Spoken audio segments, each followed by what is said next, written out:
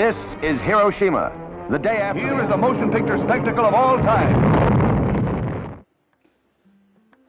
Halo guys, ketemu lagi dengan saya Aryo. Pada kali ini kita akan membahas kimia dasar, yaitu tentang elektrokimia. Yuk kita simak bareng-bareng. Nah teman-teman, sekarang kita masuk pembahasan dari elektrokimia. Elektrokimia merupakan cabang ilmu kimia yang membahas hubungan reaksi redoks dengan energi listrik. Lalu, keduanya berlangsung ke dalam sebuah alat yang disebut sel elektrokimia. Elektrokimia pun dibagi dua, menjadi yang pertama ada sel volta dan yang kedua ada sel elektrolisis. Tapi di sini kita akan berfokus dahulu kepada sel voltanya. Nah,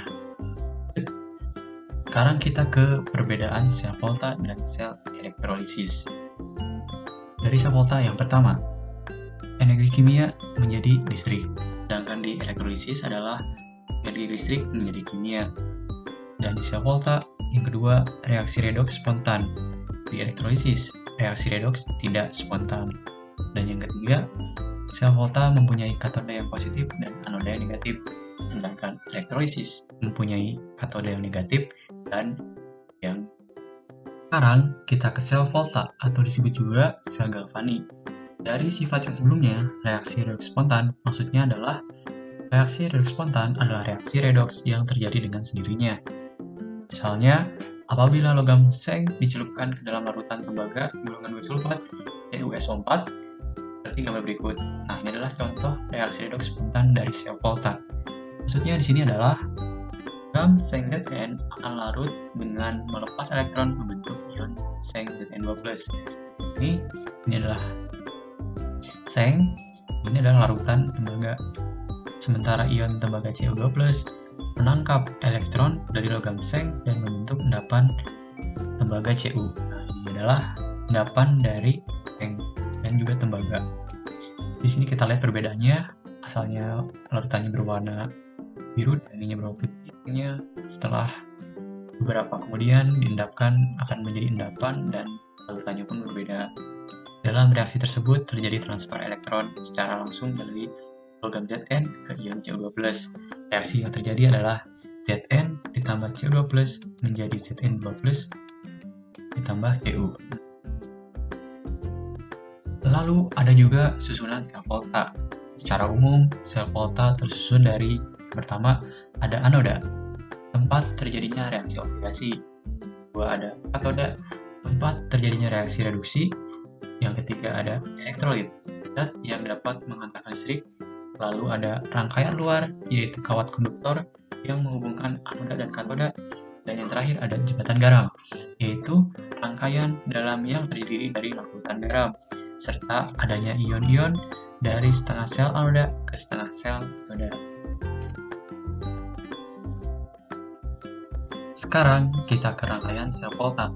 Ada voltmeter, ada Zn, ada Cu, ada jembatan garam, dan sebagainya. Lalu, rangkaian sel volta di samping merupakan logam Zn dicelupkan ke dalam larutan ZnSO4 dan logam Cu dicelupkan ke dalam larutan CuSO4. Kemudian dihubungkan dengan voltmeter melalui kabel penghantar listrik, selanjutnya diberi jembatan garam. Nah, ini ada logam Zn, ini ada logam Cu, dicelupkan ke dalam larutan ZnSO4, sedangkan ini adalah larutan CuSO4. Kemudian dihubungkan melalui voltmeter, nah ini voltmeter, dengan kabel listrik. Nah ini kabel listriknya. Ini jembatan garam. Lalu, setelah rangkaian terhubung dengan baik, lempengan Zn akan teroksidasi menjadi ion Zn2+, yang akan larut di dalam larutan ZnSO4 dan melepas elektron.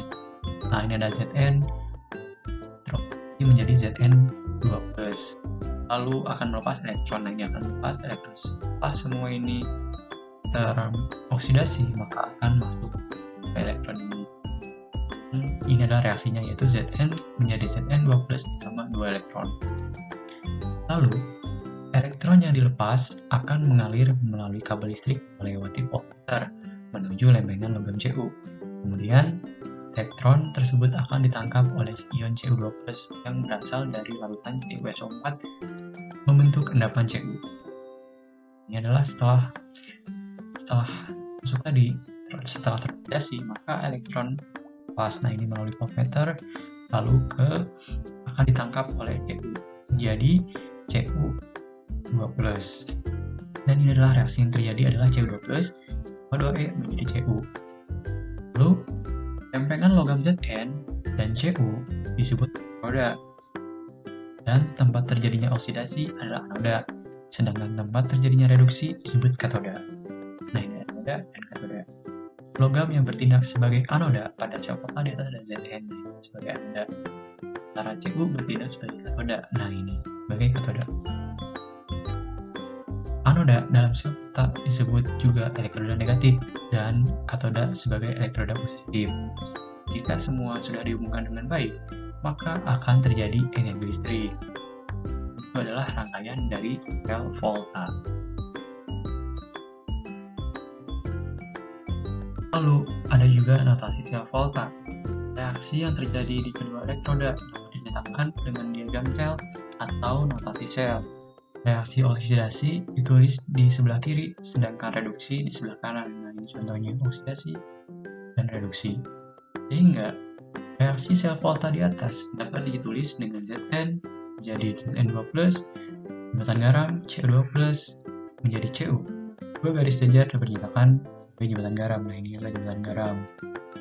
Lalu kegunaan sel volta adalah yang pertama dari menjadi sel aki, dan yang kedua baterai, dan yang ketiga mencegah korosi.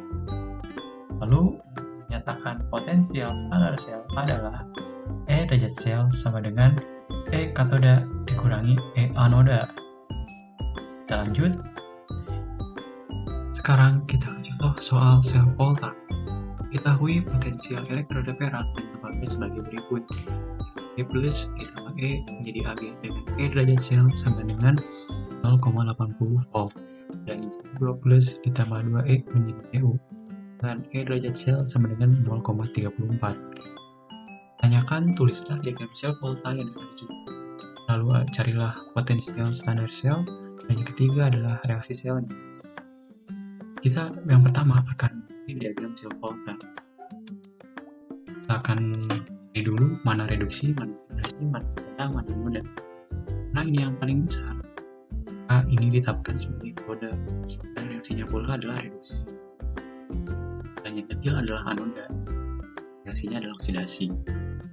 Nah, diagram sel voltanya seperti ini. Cu menjadi Cu2+, jembatan garam, Ag plus menjadi Ag. Jadi dimulai dulu dari yang terkecil, lalu yang dari yang terbesar ke terkecil kembali. Lalu yang kedua adalah tentukan potensial standar sel itu.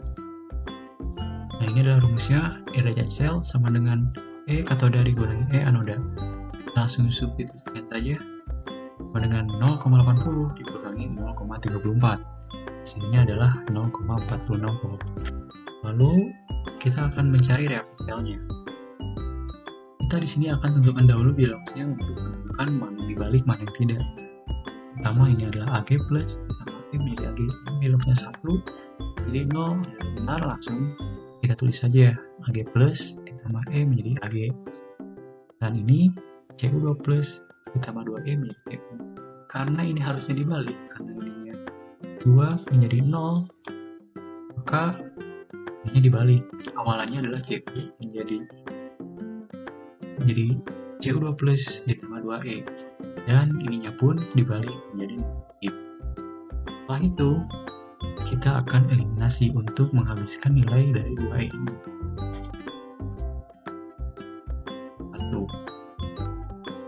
Maka ini adalah 2Ag plus 2E, ini adalah 2Ag.